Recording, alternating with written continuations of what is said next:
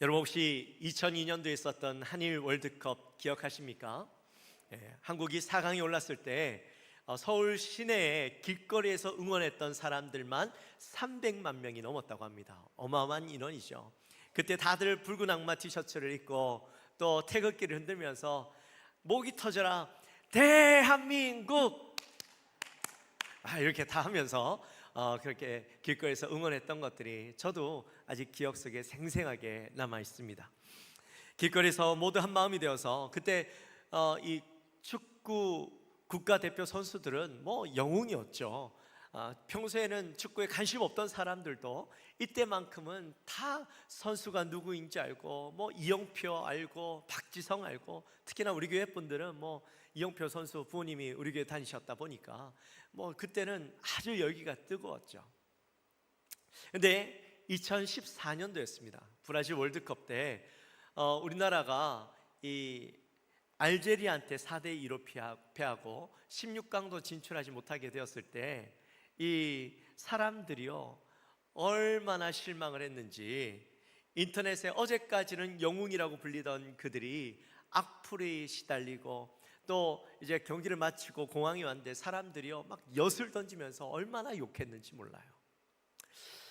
분명 같은 사람이었고 같은 그런 광장이었는데도 불구하고 시간이 흘러서 내가 원하는 모습이 아닌 다른 모습으로 그들이 우리 앞에 섰을 때는 전혀 다르게 반응하던 우리의 모습, 그것을 보게 되죠. 이스라엘의 가장 큰 명절 중에 하나가 바로 유월절입니다. 유월절이 되면 전국 각지에서 유대인들이 명절을 보내기 위해서 예루살렘으로 모여들었습니다. 어떤 학자들은 이 명절 때가 되면 25만 명이 예루살렘에 모였다, 또 어떤 학자들은 200만 명의 사람들이 예루살렘에 모여들었다, 그렇게 이야기도 합니다. 근데 어찌됐든 이날만 되면 평소에는 4, 5만 명 정도 되던 그 인구가 어마어마한 수로 늘어나면서 정말 예루살렘에 발 디딜 틈 없을 정도로 그렇게 빽빽하게 사람들로 차게 되었던 것이죠. 근데 이 유월절이 어떤 명절입니까? 이스라엘 백성들이 이 애굽에서 430년 동안 종살이하고 있을 때에 그들이 견딜 수 없어서 하나님 앞에 기도했죠. 하나님께서 모세를 보내셔서 그들을 그곳에서 해방시켜 주신 날, 그러니까 이스라엘의 독립기념일이었어요. 근데 이 명절 때 그들이 예루살렘에 모였을 때 그들의 마음 가운데는 어떤 마음이 있었는지 아십니까? 지금 우리가 로마의 압제 가운데 이렇게 고통받고 있는데 하나님, 우리에게 다시 한번 이 로마에서부터 해방을 허락하여 주옵소서, 그 마음으로 사람들이 몰려들었던 거예요. 그러니까 이쯤 되면 사실 언제라도 예루살렘 안에서 엄청난 그 폭동이 일어날 수도 있는 그런 화약고 같은 때가 바로 이 유월절이었어요. 로마 제국도 이 사실을 너무나도 잘 알고 있었죠. 그래서 세계적인 신학자 마커스 보그는 마지막 일주일이라는 책을 썼는데, 이 책은 어떤 책이냐면 예수님이 십자가에 못 박히셨던 그 일주일 동안에 예루살렘에 있었던 상황들을 상세하게 이렇게 기록해서 책으로 만들어낸 내용입니다. 거기 보면 이런 내용이 있어요. 혹시나 모를 그 폭동을 막기 위해서 로마 총독이었던 본디오 빌라도가 중무장한 로마 군대를 이끌고 예루살렘 서쪽 문으로 들어옵니다. 가이사랴가 이제 이 서쪽에 있다 보니까 서쪽으로 해서 입성을 했던 것이죠. 근데 그 입성할 때에 군사들이 군복을 입었는데 철갑옷을 입다 보니까 태양빛에 번쩍번쩍이면서 들어오고, 또 말발굽 소리가 온 땅을 진동하는 거예요. 그 소리를 듣고 있던 이스라엘 사람들은요 이미 그 소리에 두려움을 떨게 되어지는 것이죠. 그만큼 이 사람들을 공포에 떨게 하는 입성이었습니다. 근데 반대편 동쪽에서는 이 감람산에서부터 시작해서 거대한 행렬들이 예루살렘을 향해서 오고 있었는데, 이 행렬은 누구의 행렬이었겠습니까? 누구의 행렬이었을까요? 그렇죠, 바로 예수님의 행렬이었습니다. 로마의 억압에 치를 떨던 사람들이 병자가 낫고 죽은 자도 살린다라는 그 예수님이 오시는 것을 보고 사람들이 자기의 겉옷을 깔고 또 종려나무 가지를 베어서 길에 펴고 또 어떤 사람들은 종려나무 가지를 흔들면서 예수님의 입성을 기뻐하고 축하했던 것이죠. 여러분, 당시에 자기의 겉옷을 땅에 깐다, 이것은요 왕에 대해서 최고의 경의를 표하는 것이었어요. 또 종려나무 가지는 200년 전에 무슨 일이 있었냐면 그 마카비 혁명이라는 것이 있었어요. 그래서 그 혁명이 성공하고 이 예루살렘이 잠깐 동안 이 해방이 되었던 적이 있었습니다. 그때 사람들이 이 종려나무 가지를 흔들면서 승리를 기뻐했는데, 그래서 그 당시에 종려나무 가지는 해방을 의미하는 것이었어요. 그러니까 예수님이 예루살렘 성을 입성하시면서 사람들이 뭘 흔들었어요? 뭘 흔들었어요? 종려나무 가지를 흔들었잖아요. 그러니까 종려나무 가지를 흔들 때 그냥 단지 예수님이 오시는 것을 기뻐하고 환영하는 의미도 있었지만 사실은 이 안에 어떤 의미가 있었어요? 당신은 우리를 로마에서 해방시켜줄 혁명의 왕입니다, 왕이 되어주십시오 하는 마음으로 그들이 이 종려나무 가지를 흔들었다라는 거예요. 뿐만 아니라 9절 말씀에 보니까 호산나 다윗의 자손이여 찬송하리로다, 주의 이름으로 오시는 이여 가장 높은 곳에서 호산나, 이렇게 사람들이 외쳤던 거죠. 자, 여러분, 여기에서 가장 중요한 단어가 뭐예요? 호산나예요. 호산나. 호산나가 무슨 뜻입니까? 여호와여 이제 우리를 구원하소서, 여호와여 지금 우리를 구원하소서, 그런 의미가 있었어요. 사람들은 호산나 외치면서 나의 죄에서 구원을 외치기도 했지만 그들의 마음속에는 어떤 마음이 있었을까요? 지금 로마의 압제에서 경제적으로 정치적으로 우리를 해방시켜 달라는 과거의 다윗 왕 때의 그 영광을 다시 한번 우리에게 허락해 달라는 그런 외침이 이 안에 담겨져 있었던 것이죠. 자기들의 기대로 그 모습을 그대로 투영해서 예수님이 우리의 기도를 이루어줄 분으로 바라보았던 거죠. 이 소리가 얼마나 컸는지 10절 말씀에 보니까요 소동했다, 그렇게 얘기해요. 소동했다. 이 원어 의미를 보니까 지진이 났다, 그런 말이에요.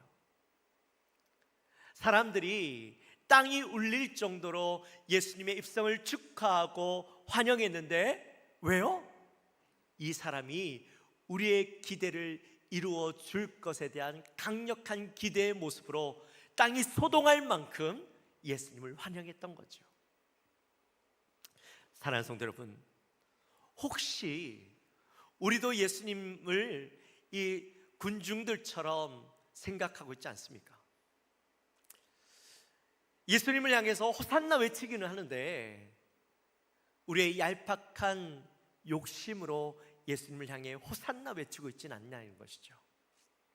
호산나 외치긴 외쳤지만 우리에게 물질을 주옵소서, 또 성공을 주옵소서, 우리의 자녀들이 잘 될 수 있도록 우리를 구원하여 주옵소서, 그런 의미로 호산나 외치고 있지 않냐는 것입니다.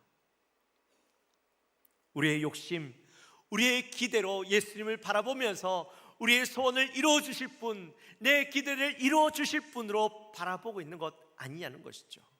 정작 예수님의 뜻과 예수님의 마음과는 상관없이 나의 기대로만 오늘도 이 자리에 나와 예수님께 부르짖고 기대하며 나가고 있는 우리의 모습은 아니냐는 거예요.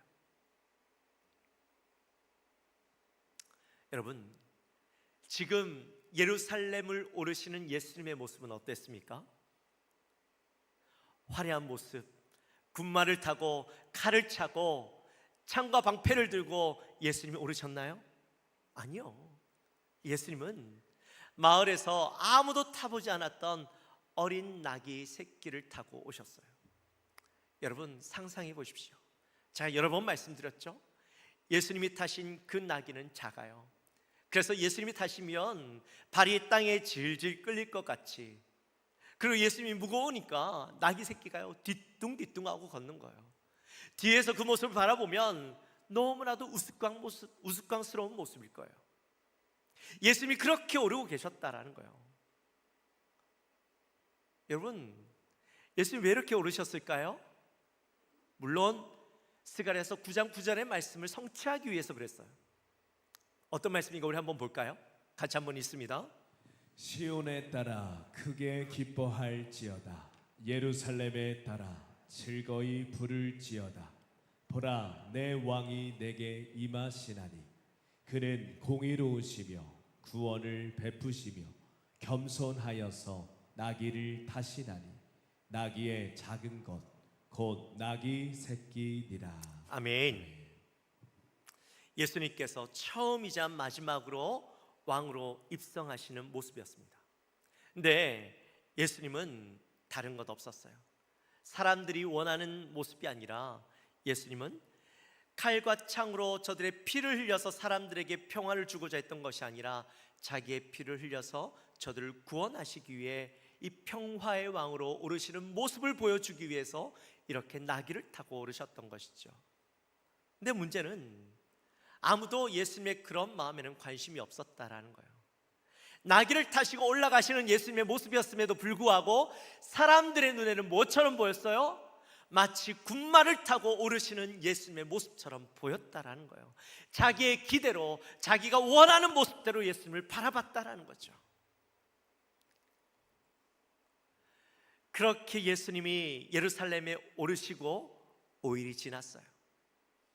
금요일 날 아침 예수님은 어디에 서 계셨습니까? 어디에 서 계셨을까요? 바로 빌라도 법정 앞에 서 계셨습니다. 5일 만에 호산나 외치던 소리가 예수님을 십자가에 못 박으라는 소리로 바뀐 거예요. 도대체 무슨 일이 있었던 겁니까? 왜 사람들은 예수님을 향해서 십자가에 못 박으라고 그렇게 외치게 된 걸까요? 사실 예수님은 예루살렘에 들어오셔서 유대인들의 기대처럼 로마 군인들과 맞서 싸우지 않으셨어요. 도리어 유대의 이 기득권층이었던 상인들의 그 상을 엎으시고 사람들을 불러 모아서 하나님 나라를 가르치시고 평화를 가르치셨어요. 분명히 유대인들이 원했던 모습과는 전혀 다른 모습이었던 거죠. 예수님은 싸울 의지도 없었고 지금 5일 만에 그들 앞에 나타난 예수님은 로마 군인들의 채찍에 맞아서 온몸이 상하고 완전히 실패한 자처럼 그들 앞에 서 있는 거예요. 그 모습을 보고 사람들은 예수님에 대해서 철저하게 배신감을 느꼈던 거죠. 뭐야? 저 예수는 우리가 기대했던 영웅이 아니잖아. 우리 인생의 문제를 해결해 줄 수 없는 거 아니야? 그러면서 절망감 가운데 예수님을 버려버렸어요. 빌라도가 흉악한 죄수였던 바라바를 데리고 와서 예수님과 바라바 둘 중에서 누구를 놓아주기를 원하느냐고 물었습니다. 그때 사람들은 1초의 망설임도 없이 누구를 택했어요? 바라바를 택한 거죠. 마태복음 27장 20절 말씀에 보면 대제사장들과 장로들이 무리를 권하여 바라바를 달라하게 하고 예수를 죽이자 하게 하였더니 뒤에서 군중들의 속에서 사람들을 이렇게 선동을 했어요. 예수를 죽이자 하자. 그리고 바라바를 놔주라 하자. 네요. 사람들이 단지 그 군중 심리에 휩쓸려서 예수님을 십자가에 못 박았을까요? 물론 그렇게도 했겠지만 사실 사람들의 마음 가운데는 어떤 마음이 더 컸어요? 내가 기대하던 그 예수님의 모습이 나의 기대와는 완전히 다른 모습으로 나타났기 때문이에요. 그래서 예수님에 대한 실망감으로 더 이상 예수는 나에게 필요 없는 존재라고 여겼기 때문에 그들이 예수님을 십자가에 못 박도록 내어주었던 것이죠. 그들은 내면의 사랑과 희생보다 수단과 방법을 가리지 않고 말 한마디에 흔들리기보다 그저 예수님이 우리를 위해서 힘써 싸워서 대적해 주기를 원했던 거예요. 근데 그렇게 하지 못하니까 차라리 우리를 위해서 대신해서 싸웠던 바라바를 선택했던 거죠.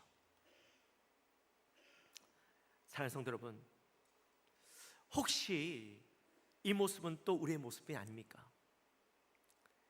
예수님의 사랑과 희생은 약해 보이고 별로 능력도 없어 보이니까 우리를 구원하지 못하고 우리를 회복시켜 주지 못할 것 같아 보이십니까?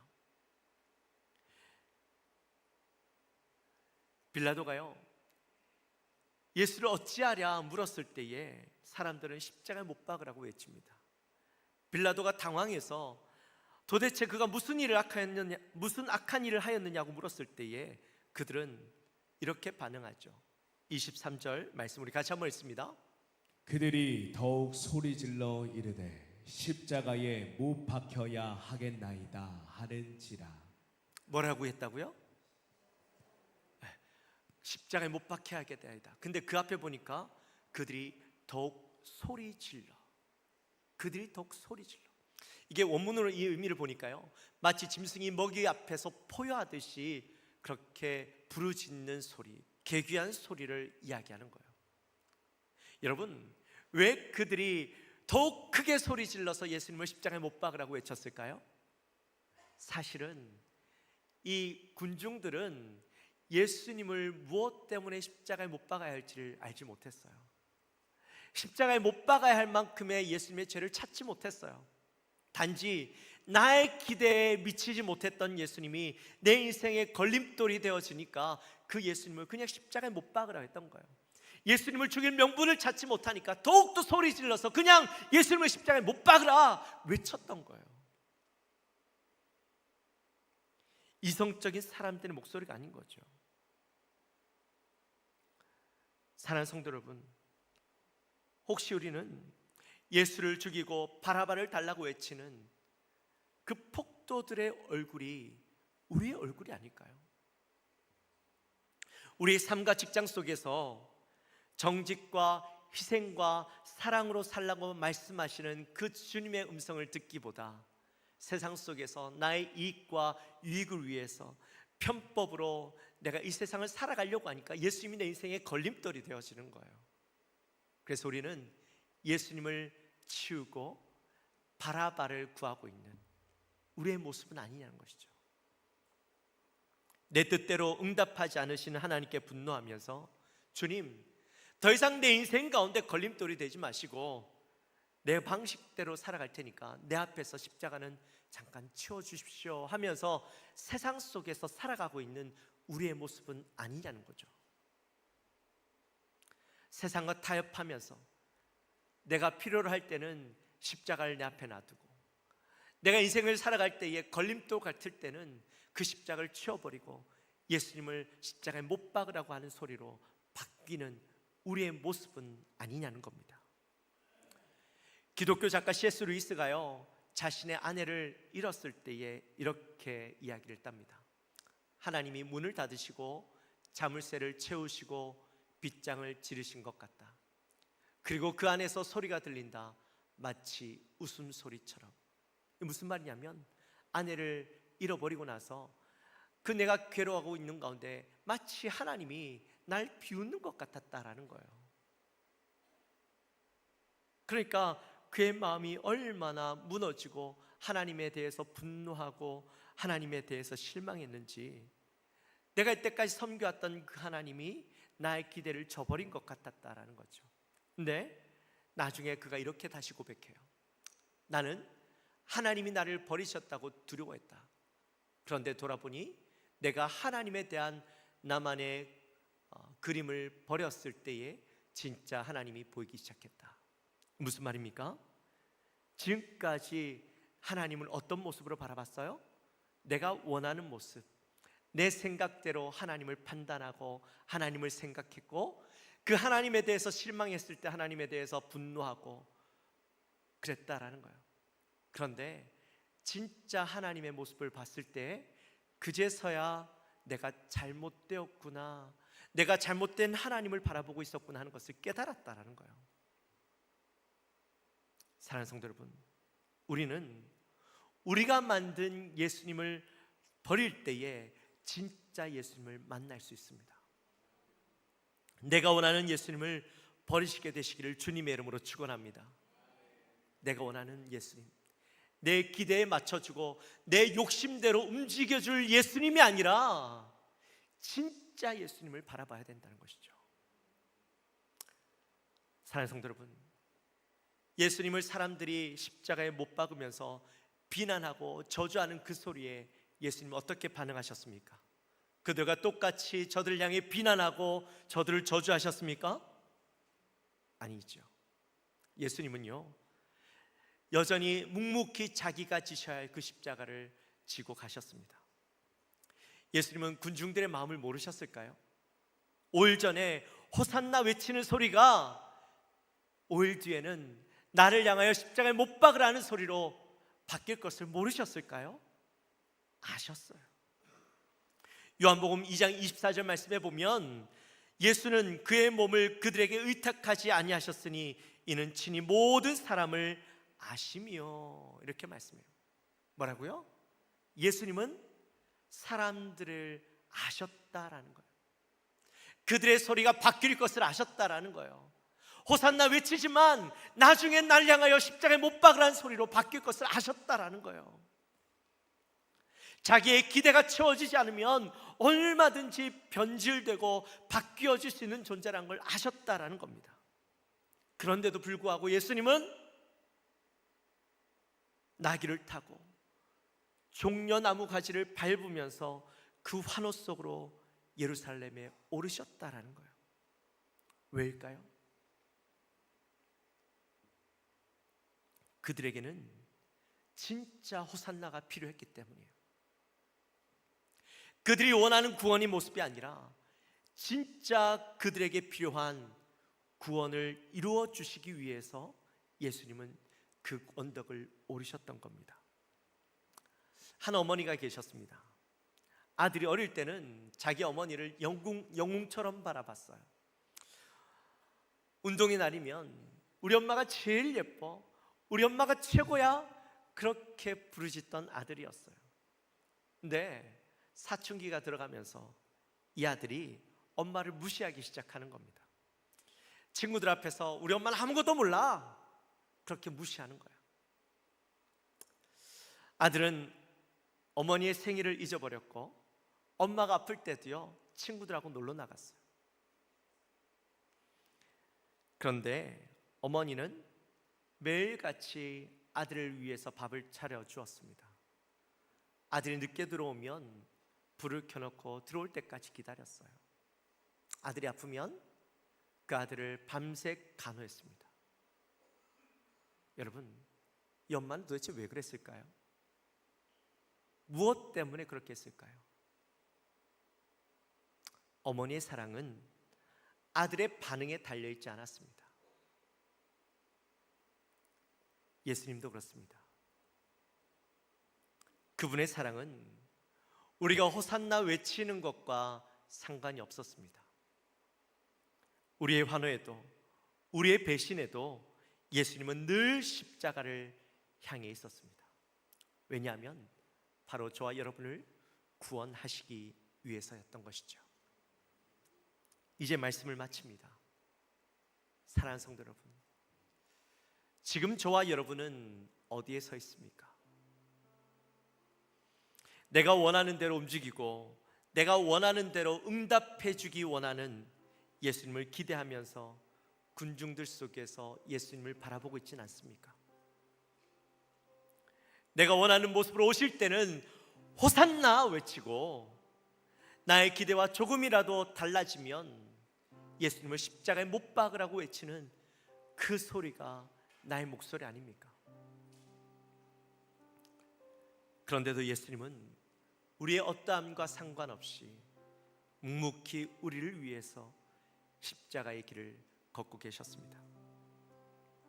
이제 자기의 욕심과 기대로 가득 차 있는 그 군중들 속에서 나옵시다. 더 이상 예수님의 마음을 아프게 하고 저주하지 말고 나를 위해서 지셨던 그 주님의 십자가 앞에 다시 한번 서게 되시기를 주님의 이름으로 축원합니다. 묵묵히 그분이 가신 길을 뒤따라 걷는 참된 제자의 삶을 살아가는, 그분의 십자가 앞에서 진짜 예수님을 발견하는 저와 여러분의 한 주간의 삶이 되어지시기를 주님의 이름으로 축원합니다.